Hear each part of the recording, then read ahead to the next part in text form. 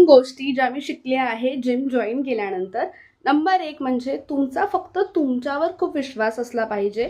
जे अशक्य वाटतं ना, ते पण पॉसिबल होतं. म्हणजे मी बघितलंय की एखादं वेट जे तुम्हाला वाटतं की हे मी नाही करू शकणार.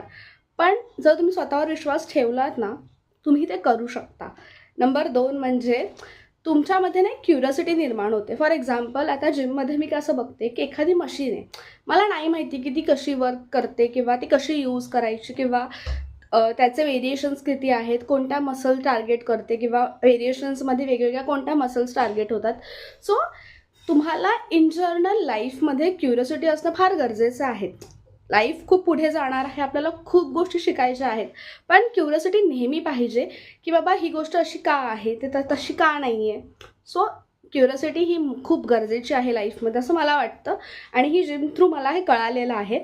आणि नंबर 3 म्हणजे stranger is your biggest supporter. मी असं नाही म्हणत आहे की फक्त तुम्ही एखादं वेट लिफ्टिंग करायला स्ट्रेंजर येऊन तुम्हाला सपोर्ट करेल.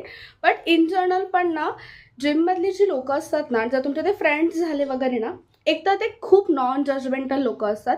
ते तुम्हाला कधीच कोणत्याच बाबतीत जज करणार नाहीत. आणि जर तुमचे ते फ्रेंड्स झालेले असते, तुम्हाला रेग्युलरली लाईफमध्ये पण त्यांचा खूप फायदा होईल. आणि ते खूप असे पॉझिटिव्ह असतात आणि ते नेहमी तुम्हाला हेल्प करायला रेडी असतात. सो या 3 गोष्टी आहेत ज्या मी जिम जॉइन केल्यानंतर शिकलेले आहे.